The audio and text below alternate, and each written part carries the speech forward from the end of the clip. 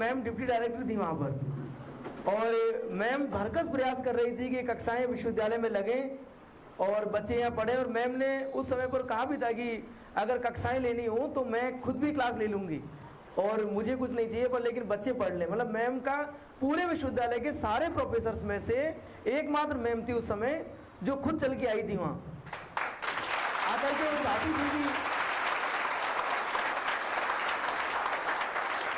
बच्चे पढ़े। और अभी हमने भी इतने लगभग 7-8 महीने हो गए, 8 महीने बाद मैम को वापस कॉल लगाया कि मैम अब हमारे यहाँ आ जाइए, अम्बेडकर जयंती है तो बच्चों को यूपीएससी के लेवल पर कुछ मिल जाएगा, क्योंकि पहले मैम आरएएस थी तो उसके बाद इन्होंने अभी प्रोफेसर पद को फिर बाद में ज्वाइन किया। और इतने सारे नॉलेज का भंडार मैम के पास था, बस हम लोग ही मतलब ये हमारा दुर्भाग्य मानिए कि हम वहाँ से वंचित हुए, नहीं तो हमें मैम के आशीर्वाद से, ज्ञान से, मतलब बहुत सारी चीज़ों से जो वंचित होना पड़ा, उसमें कहीं हमने कोई गलत काम किया होगा उसकी सजा हमें मिली, लेकिन दोबारा से मैम का यहाँ पधारना हमारे लिए सौभाग्य की बात है। और मुझे लगता है कि अगर आप दोबारा, तिबारा, चौबारा लगातार जब मैम को आप बुलाना चाहते हैं तो पहले आज के सेमिनार का आनंद उठाएंगे, और जब लगे आपको कि सच में, मतलब मुझे तो लगता ही है, आपको लगे कि यार मैम की जरूरत है, तो फिर हम लोग दोबारा से निवेदन करेंगे कि मैम आप तो हमारे यहाँ रोज आइए ताकि हमारे बच्चों को सफलता जल्द से जल्द मिले आपके मार्गदर्शन में। और आप सब तैयार हैं तो मैम को बुला लिया जाए। चलिए सबको फ्री पढ़ाएंगे। स्वागत के बाद अब मेरे पास शब्दों की कमी आ गई है, क्योंकि इतने सारे फूल और आप जो नवोदित फूल जो दीप्तिमान, पता नहीं कहाँ जाएंगे आप, किस सागर को छुएंगे, किस आकाश को छुएंगे आप। मुझे I am really overwhelmed by this overwhelm welcome by all of you. बच्चों, आप एक गैलेक्सी ऑफ स्टार्स हो जो कि बहुत आगे ध्रुव तारे की तरह आपको चमकना है, निरंतर अपनी निरंतर गतिमान होना है। उसके लिए सर रेगुलर आपको गाइड करते हैं होंगे। मुझे लगता है कि आपके पास जो एक उत्प्रेरक होता है, कई बार जैसे कोई चिंगारी, जब आग का आविष्कार हुआ था तो एक छोटी सी चिंगारी है, उसके माध्यम से ही एक आग जली थी, तो वही आग आपके अंदर जलनी चाहिए कि मुझे आईएएस बनना है, मुझे एडमिनिस्ट्रेटिव सर्विसेज में जाना है। ये चीज़ आपके अंदर आनी चाहिए। जज्बा जब तक आपके अंतर मन को नहीं छुएगा तब तक आप जो है वो ड्रीम जो है अचीव नहीं कर पाएंगे। स्वामी विवेकानंद ने भी कहा है कि अपने लक्ष्य को सोचो और तब तक मत रुको जब तक कि वो लक्ष्य की प्राप्ति ना हो जाए। उठो, जागो, हमेशा अवेकनिंग रहो, जागते रहो। क्यों? लास्ट, सही बात है, आवाज़ आ रही है मेरी? यस। देखिए, सर ने बहुत बार सारी बातें बताई, ऐसा कुछ भी नहीं है। हम, क्योंकि मैंने आईएएस भी दिया है, यूपीएससी इंटरव्यूज़ 2 बार दिए हैं, बट किन्हीं मेरा दुर्भाग्य रहा या कुछ और सौभाग्य रहा कि मेरा नहीं हुआ, अंतिम चयन नहीं हो पाया। मैं आरएस में मेरा चयन हो चुका था, किंतु मैंने, क्योंकि मुझे पढ़ना और पढ़ाना उसमें मेरी रुचि थी, इसलिए मैंने शायद फिर प्रोफेसरशिप ज्वाइन की। और सर जो कह रहे हैं बात कि आप लोगों का सौभाग्य है, ऐसा नहीं, ये मेरा सौभाग्य है कि मैं यहाँ आई हूँ। और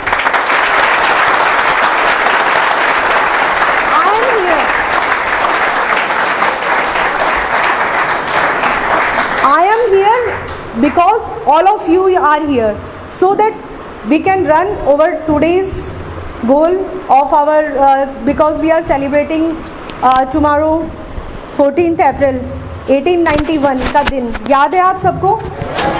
डॉक्टर भीमराव अंबेडकर का जन्म हुआ था मध्य प्रदेश, जो कि प्रोविंस था उस टाइम पे, और उसमें मऊ, MHOU, ये एक MHOW, ये जो है एक एक्रोनिम है। महू, आप वो ना समझे, ये दिस इज़ एन एक्रोनिम। तो ये चीज़ आपको पता होनी चाहिए।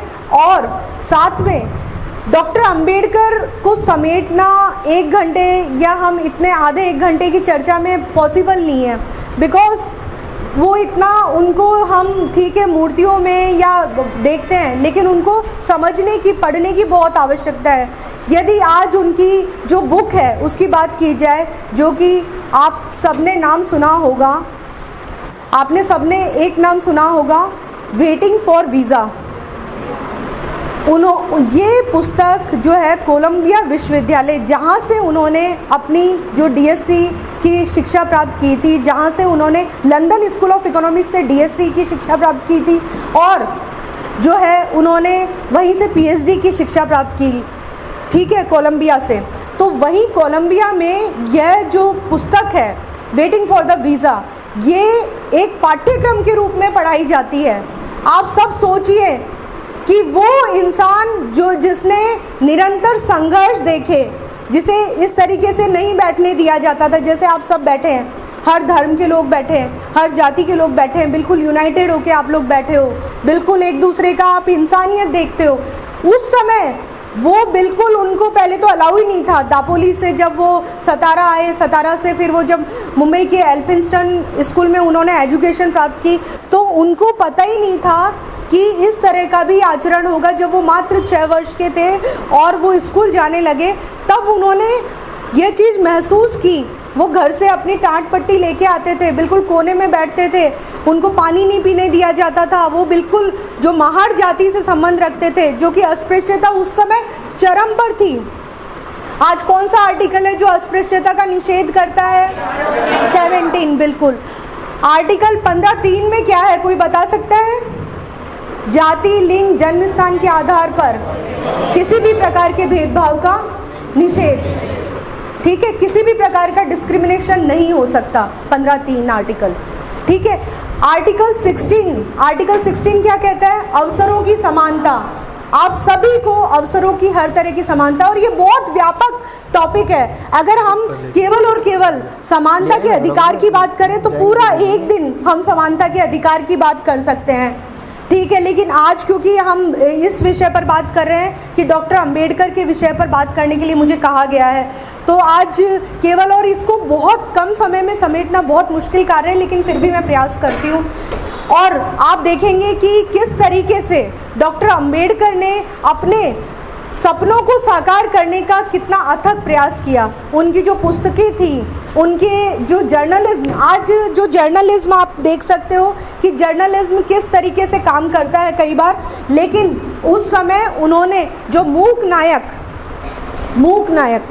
ठीक है, मूक नायक यानी कि लीडर ऑफ द डम, यानी जो स्पीचलेस आवाज़ बने, वो मूक नायक उनका पहला समाचार पत्र था। बहिष्कृत भारत उनका समाचार, उन्होंने कुल मिला के जर्नलिज्म के क्षेत्र में 5 जो समाचार पत्र प्रकाशित किए, क्योंकि उनको पता था कि मेरी आवाज़ जो है वो जन जन तक इन्हीं माध्यमों से पहुंचेगी।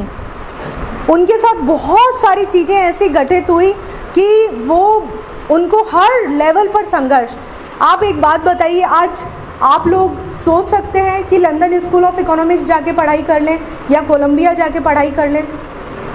सोच सकते हो।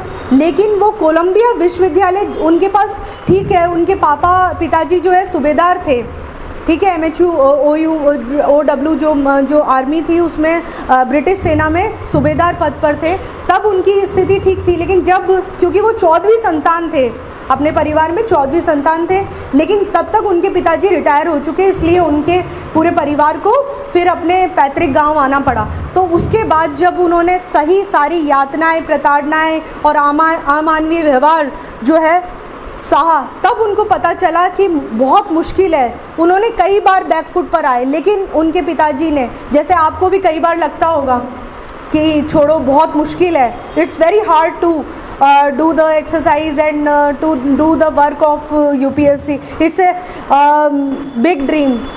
कोई बिग ड्रीम नहीं होता जब बाबा साहब जो है, क्योंकि आप सबके अंदर बाबा साहब व्याप्त है, बस उसको जगाने की आवश्यकता है। आप जगाइए अंदर के बाबा साहब डॉक्टर अंबेडकर को जगाने की कोशिश कीजिए, आप सब में वो व्याप्त है। अगर वो कोलंबिया से जब आए, तब बड़ौदा, क्योंकि उनका एक एग्रीमेंट हो रखा था सयाजी राव के साथ कि भाई मैं, क्योंकि उनको जो स्कॉलरशिप मिलती थी वो गायकवाड़ के जो सयाजी राव थे महाराजा, उनके द्वारा ही वो पढ़ने जा पाए थे उस समय, क्योंकि भाई फाइनेंस तो चाहिए कहीं कुछ भी काम करने के लिए, बजट तो चाहिए, बजट की आवश्यकता है। आज सर इतना बड़ा इंस्टीट्यूट अपना रन कर पा रहे हैं तो वो भी बिना बजट के पॉसिबल नहीं है, वो बिना बजट के पॉसिबल बिल्कुल भी नहीं है।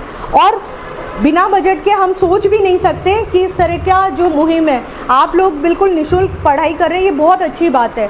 और होना भी चाहिए कि हम कोई भी काम करें, यदि हम किन्हीं बच्चों का संबल बन पाएँ तो ये हमारे लिए बहुत बड़ी बात होगी। और मैं भी यही चाहती हूँ कि बच्चे यहाँ से बड़ी संख्या में सेलेक्ट होकर आगे निकलें।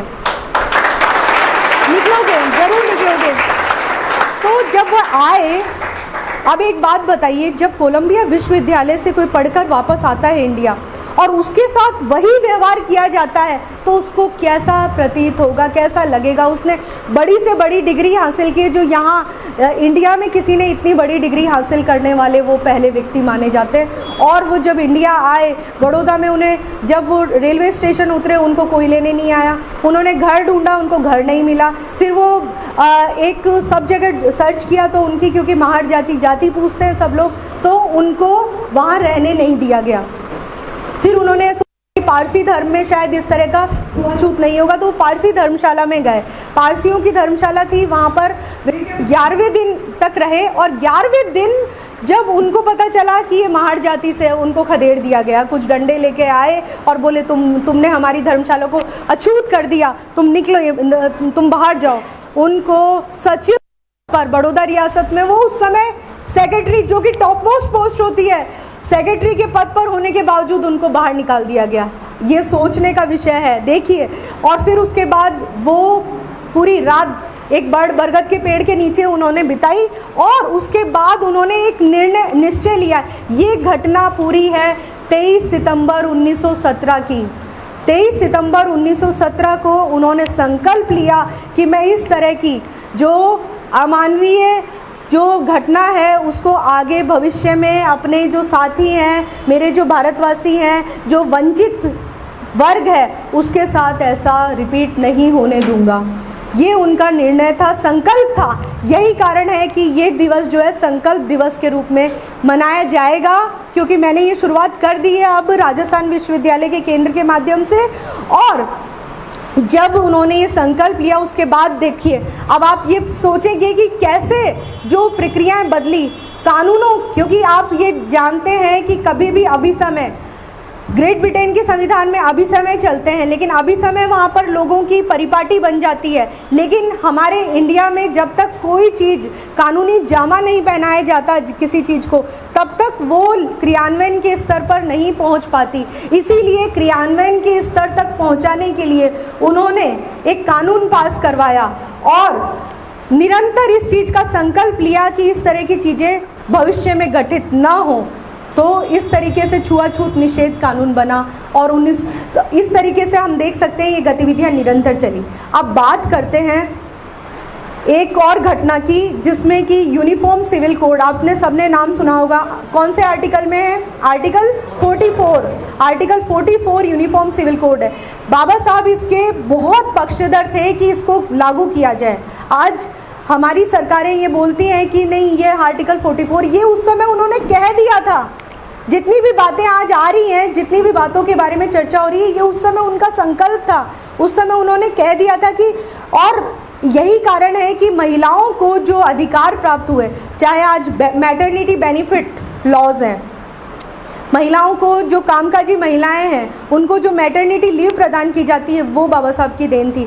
मजदूरों के काम के घंटे निर्धारित किए गए, वो डॉक्टर भीमराव अंबेडकर की देन थी। मैं सारे कानूनों की लिस्ट भी आपको दे दूंगी, जब कभी बड़ी चर्चा होगी तो आपको ये सारी, लेकिन कॉन्सेप्ट समझना आवश्यक है। इस समय आपकी आवश्यकता है कि कॉन्सेप्चुअलाइज जो है आप वो कर सके, पता लगा सके।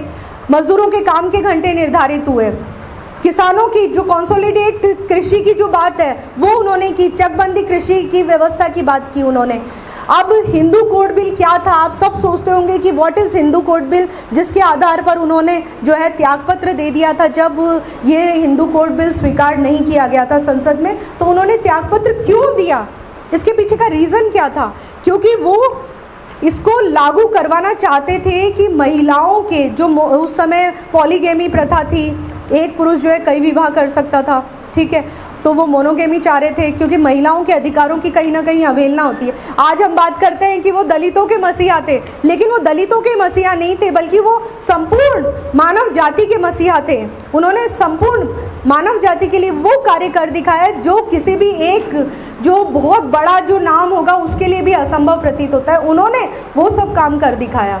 वंचितों के मसीहा तो थे, चलिए, जो भी दलित दमित है, महिलाओं के लिए उन्होंने बहुत काम किया। इसके अतिरिक्त यदि देखें तो मानव मात्र के प्रति काम किया, ठीक है। तो उन्होंने विवाह संबंधी कानून, हिंदू विवाह अधिनियम जो बाद में 1956 में आया और 2005 में फिर संशोधन हुआ हिंदू उत्तराधिकार अधिनियम में, आप सबने पढ़ा होगा, ठीक है। और उसके बाद जितने उसमें विवाह, तलाक, उत्तराधिकार, ठीक है, ये सारे जो माइनॉरिटी और सक्सेशन, ये सारी चीज़ें जो है इसमें सम्मिलित थे। 4 लॉज थे, ठीक है। बहुत सारी बातें हैं, बहुत इसमें अगर हिंदू कोड बिल और यदि यूसीसी पढ़ाई जाए तो कम से कम आपकी 5-6 क्लासेस लगेंगी यूनिफॉर्म सिविल कोड पढ़ाने में। मैं लेकिन अभी एक जो आपको एक वर्ड व्यू दे रही हूँ, क्योंकि आपको पता होने चाहिए ये सारी बातें, जिससे कि आपको एक विशद जानकारी जो है वो प्राप्त हो। इसके अलावा यदि हम बात करें डॉक्टर अंबेडकर ने किन किन क्षेत्रों में अपना जो व्यापक योगदान रहा, उनको आज हम क्यों याद कर रहे हैं, ठीक है। तो उसके पीछे का रीज़न भी यही है, कहीं ना कहीं उन्होंने एक ऐसे कानून की व्यवस्था की जिसके माध्यम से जो एक बैंक्स हैं, बैंक जो है रिजर्व बैंक ऑफ इंडिया, आज हम देखते हैं कि रिजर्व बैंक ऑफ इंडिया, तो उन्होंने 1935 के अधिनियम के माध्यम से रिजर्व बैंक ऑफ इंडिया की स्थापना हुई। आज जितना भी प्लानिंग की बात हम कर रहे हैं, जो योजना आयोग था उसका नाम बदल के अब क्या कर दिया गया है, नीति आयोग। नीति आयोग की फुल फॉर्म कोई बताएगा? नीति आयोग की full form, yes, national institution for transforming India. Yes, very good.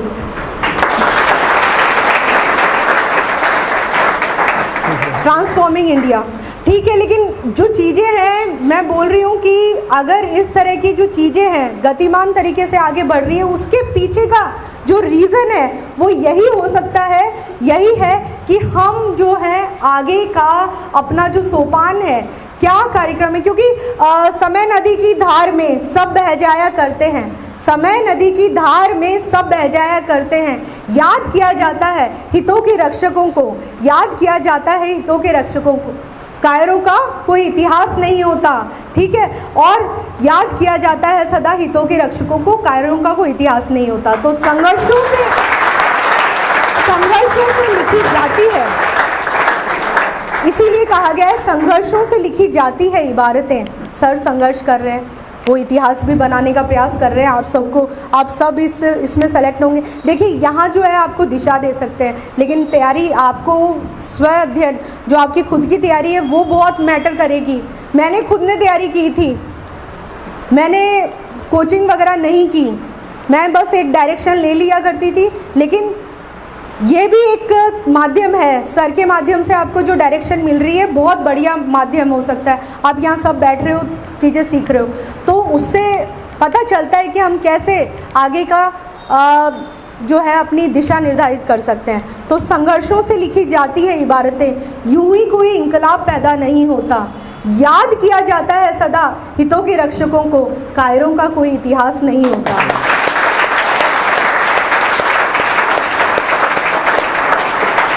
हमें अपना वजूद जो है, वजूद की तलाश यदि करनी है तो वजूद तभी बनेगा जब हम अपने आप को बहुत बहुत रेक्टिफाई करेंगे, हर दिन अपने आप को घिसेंगे, ठीक है। बोलते हैं कि अपने आप को परिष्कृत करना पड़ता है हीरा बनने के लिए, ठीक है, घिसना पड़ता है बहुत आगे तक जानी, तब जाके हम में वो चमक, रिफ्लेक्शन पैदा होगा जो कि औरों को भी लाइट देगा, ठीक है।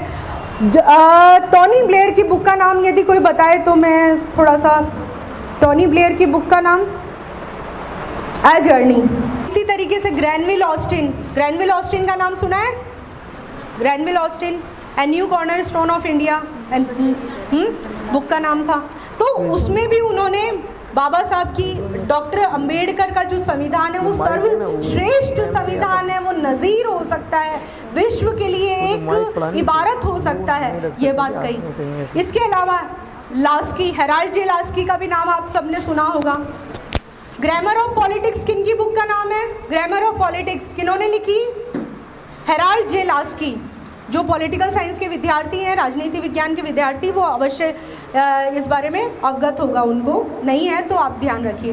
तो उसमें उन्होंने, हेराल्ड जे लास्की ने भी यही बात कही कि डॉक्टर अंबेडकर जो हैं वो सर्वाधिक पढ़े लिखे विद्वान के रूप में उनको देखा जा सकता है। एक क्रिस्टोफर जेफर लॉर्ड की बुक का नाम मैं भी जिक्र करना चाहूँगी, ये आप लोग पढ़ने की कोशिश कीजिएगा। एक तो वेटिंग फॉर वीज़ा, यदि नहीं पढ़ी है तो ये पढ़िएगा, बहुत अच्छी बुक है, मैंने खुद ने पढ़ी है, ठीक है। एनिहिलेशन ऑफ कास्ट जो बाबा साहब अम्बेडकर की किताब है। प्रॉब्लम ऑफ रूपी, ये किताब जो है बाबा साहब की किताबें हैं, डॉक्टर अंबेडकर की किताबें हैं। समता, ये सारे जो है समता, जनता, मूक नायक, प्रबुद्ध भारत उनके जो जर्नल्स थे, उन्होंने समाचार पत्र निकाले थे। इसके अलावा एनिहिलेशन ऑफ कास्ट, भारत में जाति व्यवस्था,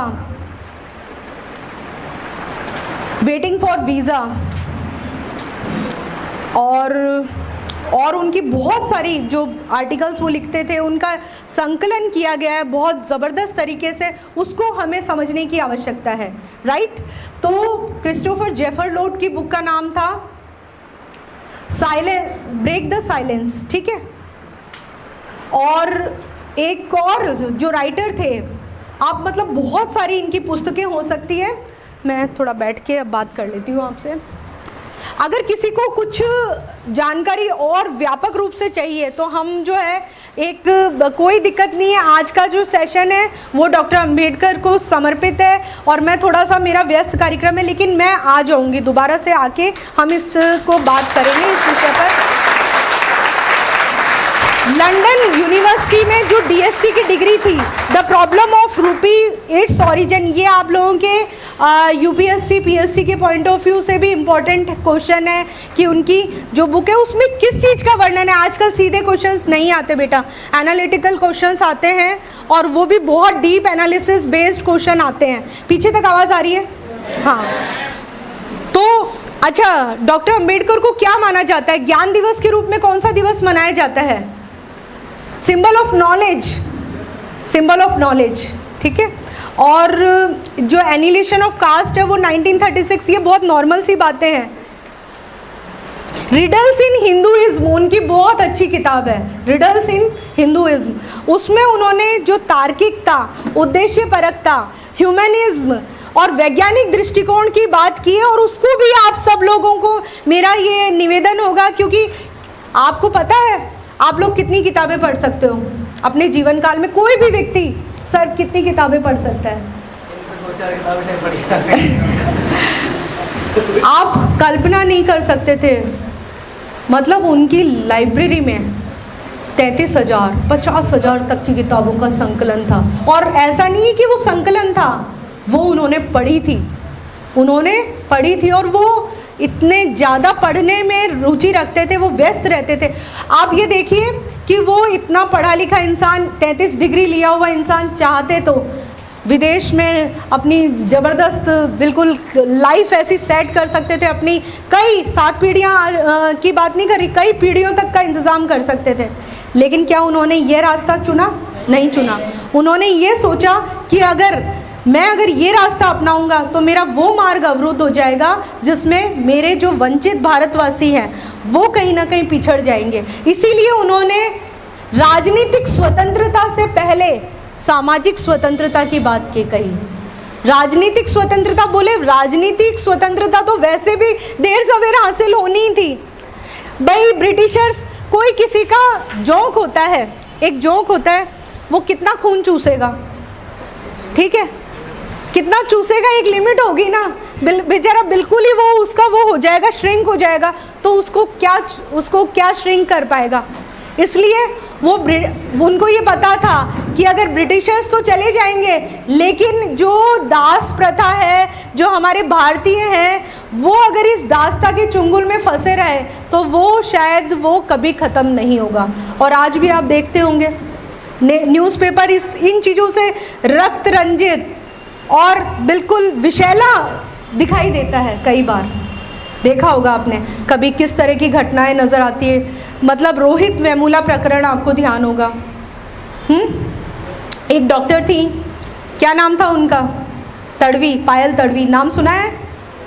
ये सारे इंसिडेंट्स वो इंसिडेंट हैं जो कि ये स्थापित करते हैं कि आज भी किस तरह की चीज़ें विद्यमान हैं, जबकि हम इतना प्रबुद्ध हो चुके हैं, पढ़ लिख गए, एनलाइटेंड हो गए, एनलाइटेंड इंडिया है ना, एनलाइटेंड इंडिया हो गया, लेकिन फिर भी हम जो है बोलते हैं कि हम विश्व गुरु बनने का स्वप्न देख रहे हैं, हम बहुत आगे जा रहे हैं, लेकिन अभी भी इस तरह की जो घटनाएं हैं वो हम रेगुलर देखते हैं। मणिपुर इंसिडेंट ध्यान होगा, इसके अलावा मध्य प्रदेश का इंसिडेंट आपको ध्यान होगा, बहुत सारे। ये तो वो है जो कि छप जाते हैं, बोलते हैं ना कुछ चीज़ें जो है वो छप के बिकती हैं और कुछ बिक कर छपा करती हैं खबरें।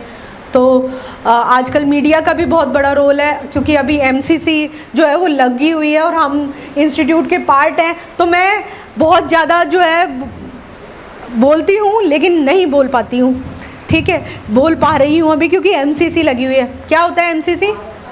आचार संहिता, मॉडल कोड ऑफ कंडक्ट, तो इसलिए उसका पालन हम सबको करना भी चाहिए। वोट आप सब देंगे? अभी हुई नहीं होगी एज कईयों की, तो जिनकी एज नहीं हुई वो वेट करें, और जिनकी एज हुई है वो सोच समझ के, विवेकपूर्ण तरीके से, वैज्ञानिक तरीके से, ह्यूमनिस्ट आधार पर अच्छे सोच विचार के वोट दीजिएगा, क्योंकि ये बहुत बड़ा पर्व है, लोकतंत्र का सबसे बड़ा पर्व है। और जो डेमोक्रेसी है, जो सामाजिक लोकतंत्र है, डॉक्टर अंबेडकर ने हर एक पहलू के बारे में लिखा है, चाहे वो लोकतंत्र हो, सामाजिक लोकतंत्र हो, इकोनॉमी हो, साइकोलॉजी हो, ठीक है, या आपकी समाज व्यवस्था हो। हाँ, इकोनॉमिक्स, बहुत विशेषज्ञ थे इकोनॉमिक्स के, मतलब इतनी डिग्रियां किसी इंसान को मिल सकती है, एक इंसान इतना वर्सेटाइल हो सकता है।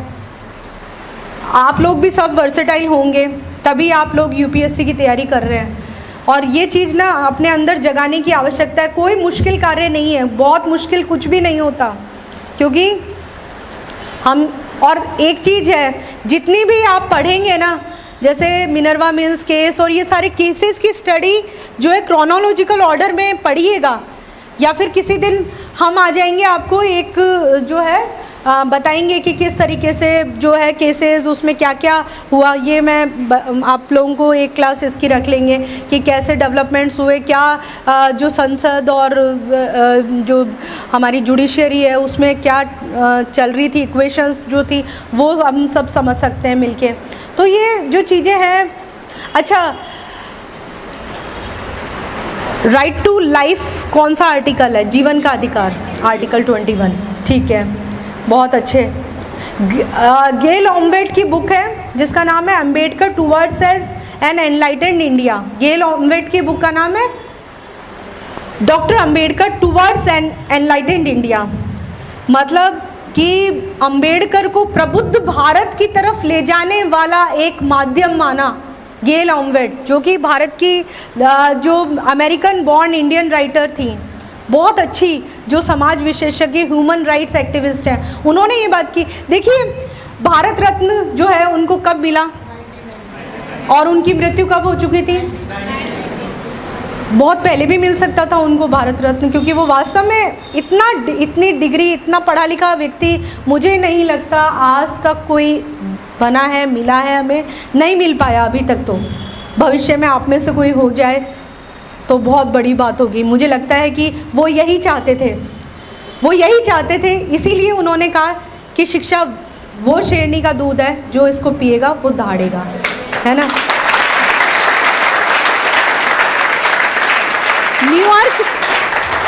न्यूयॉर्क में दिया गया उनका जो भाषण 1923 में, कि हम अपने बच्चों को तो शिक्षा देते हैं, पहले लड़कियां इतनी शिक्षा प्राप्त नहीं करती थी, लेकिन उन्होंने न्यूयॉर्क में भाषण दिया कि लड़कों को ही नहीं, अपनी बच्चियों को भी शिक्षा दो, ताकि उनको उनके अधिकार मिले, वो आगे बढ़ने के जो उनके राइट्स हैं वो उनके सुनिश्चित हुए, ऑक्यूपेशनल राइट्स हैं वो सुनिश्चित हो पाएँ, क्योंकि विदाउट ऑक्यूपेशन हम जो है अपने अधिकारों की रक्षा कई बार नहीं कर पाएंगे। तो इस वजह से उन्होंने इन चीज़ों को बहुत अच्छे से गहन दृष्टि से समझा। क्रिस्टोफर जेफरलोट, ये बुक आप ज़रूर, ये 2 बुक्स भी पढ़िएगा आप। मीन्स कि अभी आप पहले IAS बन जाइए, फिर उसके बाद पढ़ लीजिएगा। अभी आपको बहुत सारी स्टडी करनी पड़ती है, तो उसके बाद थोड़ा सा, या फिर कभी बहुत पढ़ लिया, कईयों में होती है रुचि बहुत ज़्यादा कि कुछ अलग पढ़ने की, तो जेफरलोट की बुक है इंडिया साइलेंट रिवॉल्यूशन, इसको पढ़ने की कोशिश कीजिएगा, ठीक है। बहुत सारी बातें हैं लेकिन समय का अभाव है, आज मुझे एक दूसरे प्रोग्राम में भी जाना है, लेकिन आपको मैं बहुत सारी बातें बताना चाह रही थी जो कि क्योंकि अभी समय की वो थोड़ी सी वो है, फ़ोन भी आ रहा है वहाँ से बार बार, तो आज तो हम यहीं समाप्त कर दें सर? हाँ ठीक है, फिर हम आप